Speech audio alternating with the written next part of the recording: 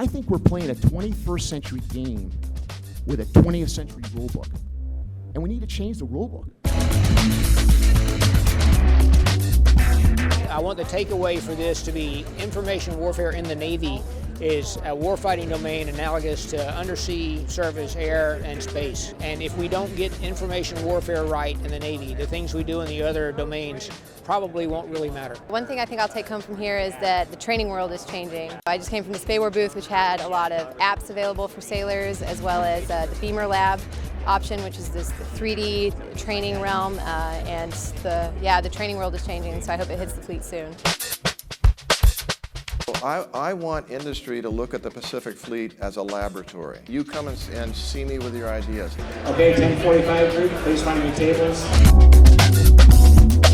One of the things Northrop Grumman is demonstrating at the West Conference is the BioSled, which is an Android-based multimodal biometric collection device, fully ruggedized and fully mission capable to perform DoD-level biometric enrollments.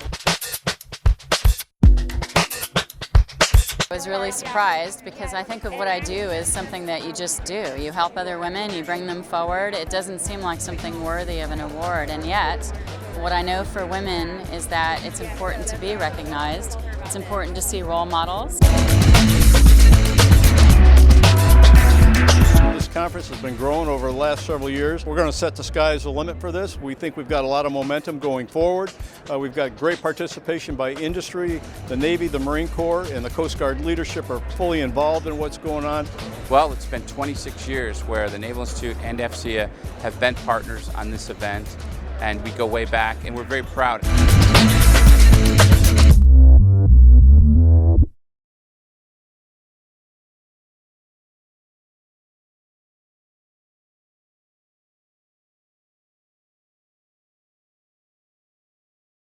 One of the general themes that we've seen around the show this week has been a heavy emphasis, and we've seen it come out of the Department of Defense at the most senior levels, is really around cybersecurity.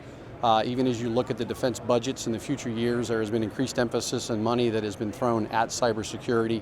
And we look at cybersecurity and tie it in very heavily with what we do from an innovation standpoint.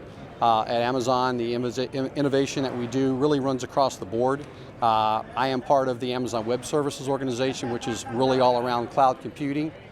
And in a lot of the discussions that we've had with people on the subjects around cloud computing, the discussions typically are around, hey, this is this relatively new, low way to buy IT infrastructure in a utility model. I don't have to own it, I can just use it.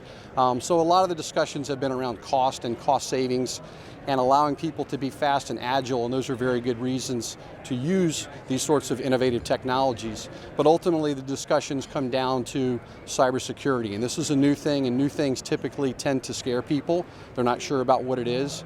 And what we've now start to see is a change in the reasons why people are looking at innovative companies that do things in the commercial cloud, where security and increased cybersecurity is now becoming the #1 reason why to move to commercial cloud.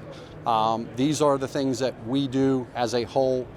Doing IT is not a secondary thing, whereas let's say here in the Navy, heavy focused event, the Navy's primary focus is to drive ships, fly planes, to be warfighters. And IT is a necessary support mechanism, whereas it is the sole focus of some of the innovative companies that you have here, like Amazon Web Services.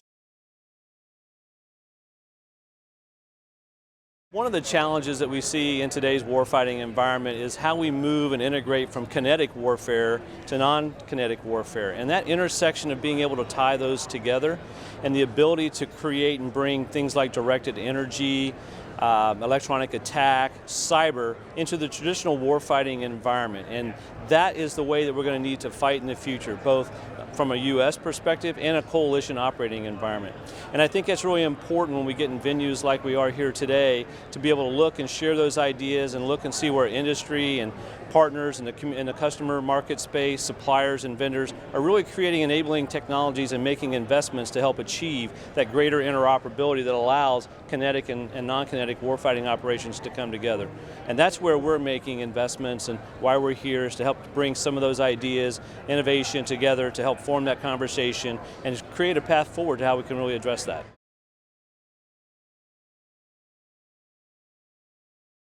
Our government customers struggle with how to understand all the assets they have from software and hardware, and they implement policies. They really are looking at consolidating that through not only their data center consolidation efforts, but also through their buying initiatives. How do they consolidate those purchases, get better economy of scale? And that is why at DLT, we're focused on standing up a software program center that helps them in tracking these assets and get those economies of scale in terms of the buying power.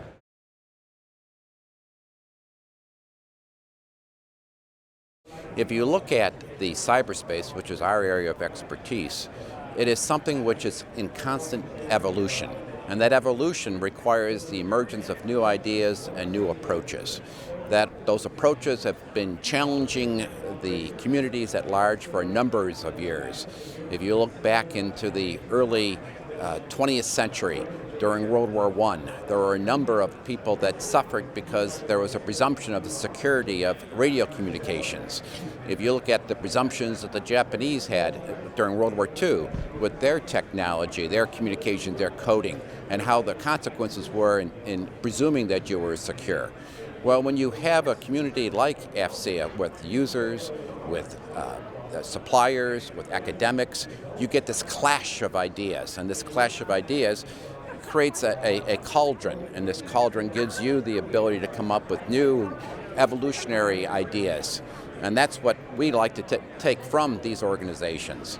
For example, with Fortinet, what we do is we've taken ideas of a compartmentalization, of bandwidth, just like as the growth of AFCEA over time, with the membership as it grows, the bandwidth, the size of your organizations, how much is required for the attendance. These are evolutionary concepts which also hold true in the cyber area, and we've tried to match that sort of growth that you have in the cyber dimensions.